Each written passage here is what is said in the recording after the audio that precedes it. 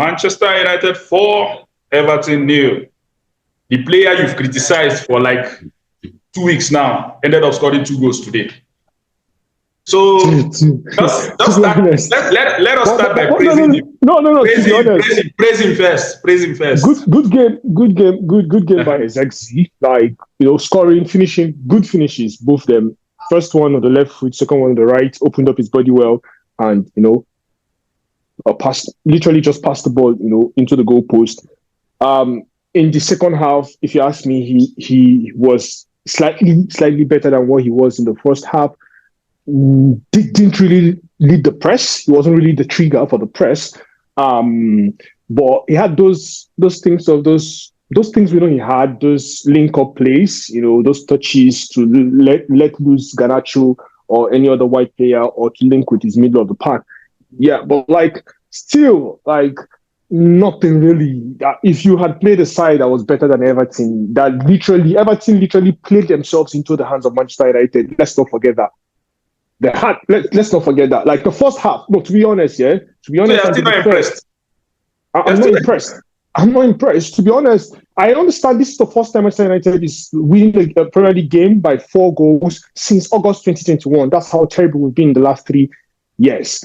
I agree. But you understand, there's a bit of that feel good. Yeah, they were able to, create chances and take their chances. I think as at the fourth goal, they had created 5 shots on target and had converted 4.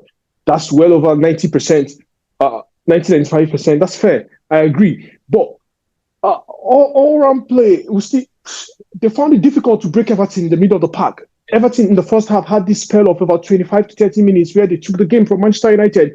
They played the passes forward.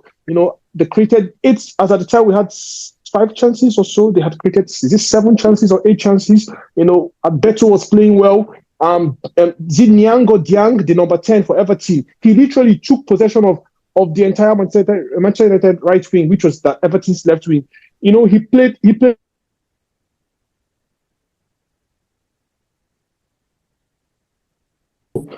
If you ask me, it's just an okay performance by Manchester United. If you look at the scoreline, it's easy for you to get carried away. But I don't want to be carried away by the scoreline. I still saw what maybe his lineup selection was because he said, listening to him prior to the game in his presser, he said, "Now I'm speaking Ruben. Ruben was saying that he was going to tweak the formation or the lineup to suit a more possessive style. Probably that was why he played Kase and Kobe, and then maybe Bruno. I can understand, but we really didn't hold the possession, really, particularly in the first half of the game. After the fourth goal, there was a period that Manchester United were controlling the game. You're Manchester United. You're in Old Trafford against Everton, 4 goals up. What's there to play for again? There's literally nothing to play for. So that's what I'm saying. Let's not get carried away by the scoreline. Let's really, look at the game. They had a decent game. You can't play Fulham this way. You can't try it. You can't play Aston Villa this way. But I understand, that a team is more confident. You could see them on the play. The Manchester United team, the players I'm talking here, they looked more confident on the ball and off the ball, seemed more like they knew what they were doing, and they had sort of like the freedom to express themselves. I can't take that away from them. But I'm looking at the gameplay. If you were up against a dodged side, a free scoring side, Manchester United literally would have been 2 goals down in the first half. So that's how I want to view the game. I'm still not carried away by the whole Ruben Amorim thing. 4-0, amazing scoreline. We look in the Prem now, still 6 points away from top 4, but then again, we have 4 goals on the goal difference, whatever, because we started the game at 0. Our goal difference was 0 prior to the kickoff.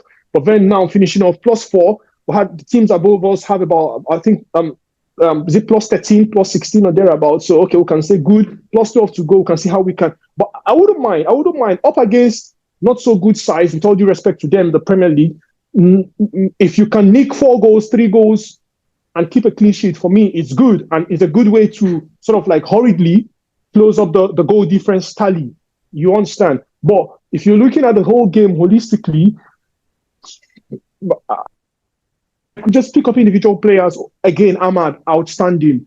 You get Bruno was quite not so good in the first half, but sort of like grew into the game. Mazraoui was there for us throughout, excellent. Onana, made the saves when he was called upon. I don't know, but somehow I'm also happy. Let's talk about Martinez. Martinez is suspended for Arsenal's game. I want to go in there. Somehow I'm happy Kobe is not going to play against Arsenal, but I'm not happy for Licha. You're not happy that Kobe is not going to play against Arsenal? To be honest with you. But you're happy that Kobe is not going to play against Arsenal? Yeah, I'm very happy Kobe is not going to be active against Arsenal. That's me being very, very sincere with you. Why? Because I don't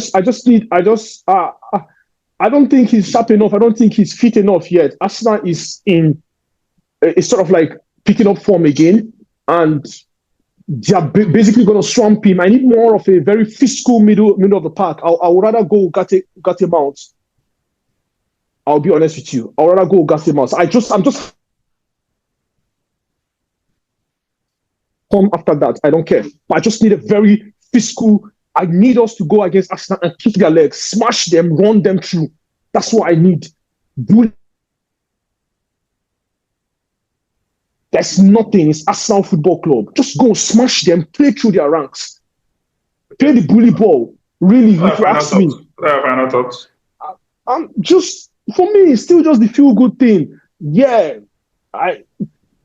one very good thing again I can say is that his ability, the team sort of like is very dynamic. You can start the game. You can really look at it as a 3-4-3, but realistically on the defense, they play a sort of like a 4-4-2 flat while defending, or a pivot. Sometimes they play like a pivot. You saw when the first half where Kase and Kobe sort of like became a pivot when Everton had the spell where Everton had the possession. Also in the second half, by the time Mount came, you saw it was more of a pivot. Also Mount and Ugarte sort of like doing the dirty work, the cleaning up and all that. So, but then just that Mount was the one who was let loose to sort of like progress further. So realistically, it's not. He doesn't really just play one style of formation, and so I don't really understand why the whole whatever about the whole 3-4-3 whatever. But I think he's just the manager who is sort of like dynamic enough or confident enough to sort of like allow that sort of that flexibility to sort of manage the situation as per whatever the opponent is serving him, through whatever spell in the game. So overall, I can say a very decent team performance. I wouldn't have just good enough for me, just good enough. This is Everton, have been. I think they haven't won a game in the last 4. They have drawn all their games in the last 4, struggled with goals in front of the scoring, finishing, balls in front of the net. They've struggled all season long. So for me, this is Everton. This is Everton. Like what we're thinking. Everton comes to Old Trafford. We finish them by 4 goals. First time you're scoring 4 since 2021. So for me, it's just another game, really. So I'm so eager and anxious for Wednesday. To be honest, Wednesday 8:15, 8:45 p.m. I'm suited up. I really want to see. Those are the kind of games I want to see. That's going to tell me how much the team has come. I'm not thinking about Everton. I'm not thinking about. Manchester playing on Wednesday? Is that Arsenal Football Club? We're going to London. Arsenal. Sure. Yeah. So Man is up against Arsenal in London. So it's yeah. So we're away to Arsenal in the Emirates. So that's the game I really want to see. I want to see what happens on the night. How do they suit up? How do they play? How do they combat Arsenal? Because like Arsenal, we know Arsenal is free flowing. So obviously they're going to leave those pocket of spaces. So how are they going to capitalize? How are they going to play? So really, I understand that. Like one thing again, to be honest, Zirkzee's football. I sort of like midway in the game, I was having a chat to my mates here, and I was like, I'm thinking Zirkzee may be the kind of central forward you will need when you're up against the likes of their Evertons and this kind of like, below the mid-table sort of like. But if you're up against the big boys who are not gonna rest until the last blast of the whistle, I think Højlund is the man. To be honest, because you see the way Zirkzee literally, like, you can play Arsenal and City, and you're literally just like, as if you can't do that. You really can't do that. The central defenders are going to be happy having you 15 yards away from them. They're going to be happy. Every central defender is going to be happy having you that far away from them. So this is Everton Football Club, rather. Like nothing really. amazing scoreline, if you ask me, because Manchester United doesn't score so much. So that's the only why I'm saying amazing. But like nothing really, to be honest. Yeah, I'm looking forward to Wednesday. I see how they play up against Arsenal. I'm really not satisfied, to be honest. I'm not going to be carried away by this yet. I've seen this a couple of times. I'm not going to be carried away. And yeah, that's it, right. All right, Dana. Thank you very much for joining me. I'll see you next time. Yeah, thank you. How about are you going to see the Liverpool game? Yeah. I'll see. I hope it ends in a draw. Fingers crossed. No, Liverpool win Man City. I know, but I just hope it ends in a draw. Liverpool is the favorite going into the game, but I just hope it ends in a draw.